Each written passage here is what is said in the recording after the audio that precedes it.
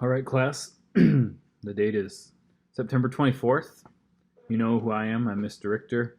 You're watching this video because it's time for distance learning art. Everyone's favorite, distance learning art. We're all really excited, right? So we have to do some work while you're gone, and art is a tricky one because if you don't have like Photoshop or tons of art supplies or, I don't know, like a digital camera or things like that, it's hard to assign things if you don't have supplies. So I'm coming up with this video to try to explain a lesson that gives you some flexibility.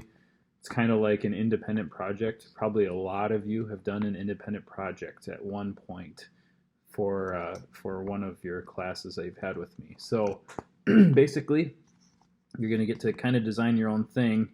What I'm going to do is propose a few different possibilities for this, and you should try to use stuff that you have at your house. I'm hoping that most people have some paper and probably pencils or pens.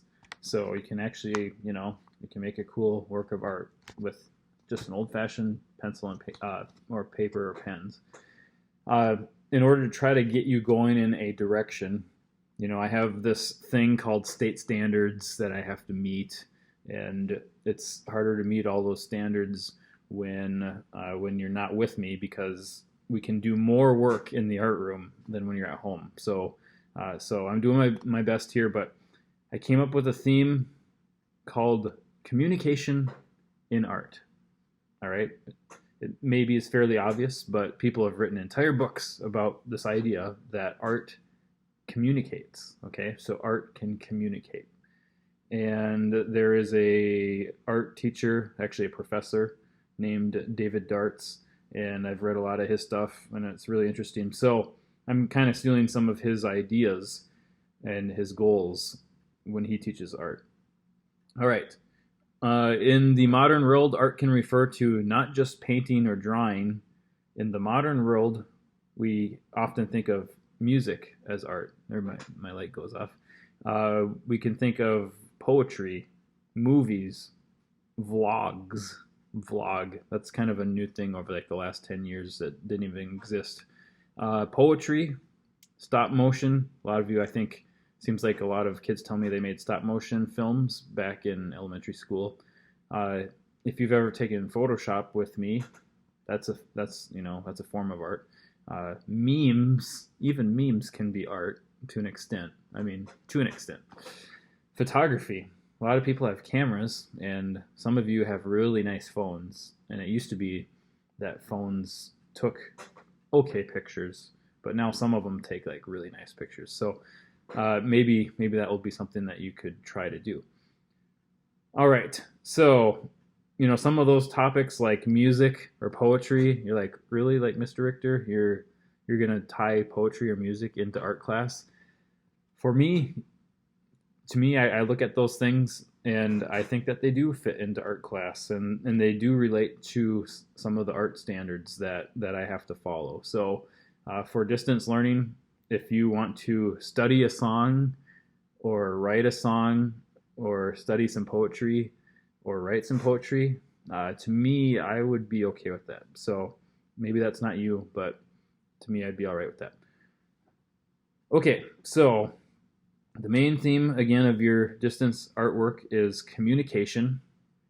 Things that you can communicate through art. So when you're making art, sometimes art, like what you're trying to communicate, is simply beauty. So there's a lot of artwork out there that it's not trying to like say any message other than they tried to make something look nice, look beautiful. So that's a pretty common one. But some other words that I wrote down as like key words for you to think about: truth. So you could be trying to communicate truth, lies, love, anger, politics, sadness, confusion, abstraction. So like taking art materials and making abstract art. Usually painting is the main way that that's done. Maybe you're making art that is futuristic. If you've heard of something called fan art, that's like uh, if there's a sci-fi movie that people are really obsessed with, a lot of times artists will be inspired by a movie or a TV show, and they'll make art based off of that. So that's what fan art is. Documentary, comedy, some art is for scientific purposes. So you're trying to maybe like make a diagram, for example. That'd be art that's scientific. Popularity, what I mean by that is kind of a lot of art these days, the point of it, and so what it's communicating is basically trying to get as popular as it can be, get the most likes on social media. So sometimes that's the reason why people make a video or a work of art, is just because they want people to like it. They want it to be popular. And then the last word that I wrote is a word called collaboration. So that's kind of like when you take someone else's idea and you kind of twist it. You kind of work. It's almost like you're working with them. Now, obviously, you probably don't have too many professional artists in your life that you could truly collaborate with, but that's when you're kind of working together with someone. I did put actually one more word on this list: parody. Parody is when you take an artwork or something that exists and you kind of tease it. Like, you're not, maybe you are being mean about it, but not necessarily. So maybe I think of an artwork that I did once upon a time where I drew myself sitting on the Simpsons couch with the Simpsons. And of course I drew myself in the Simpsons style. So there was Mr. Richter sitting on the couch with the Simpsons. And that would be a parody, because I took something else that someone else has already made, and I kind of twisted it in a funny way. Okay, so that was a long list, but I felt like I had to explain a lot of that. So when you get to the worksheet, your first step will be to kind of pick the tone of your message. Honestly, like most of the art that I made in college, I would try to make funny. In high school, you would argue I drew a lot of athletes, so you would argue that could be like history. You could maybe call it fan art. So those are just some examples for you to think about. When you pick the tone, then you have to pick how to communicate the tone. And I won't go through the whole list, but maybe like you use a landscape. Maybe you want to draw some people. Maybe you want to draw some cartoon characters. Maybe you want to make the scene look dreamlike.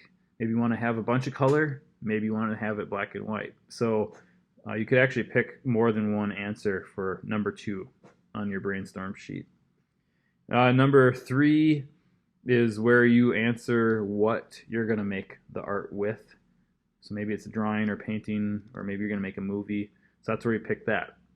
When you get to number 4, there I want you to Google search. And if you're going to do an image, you're going to do a Google image search. If you're going to do like a vlog, maybe you do a different kind of Google search. But Google search some of the words that you chose in your brainstorming, because I want you to find examples of people's work that is similar to what you're kind of thinking about in your brain. And then lastly, do a 15-minute brainstorm sketch.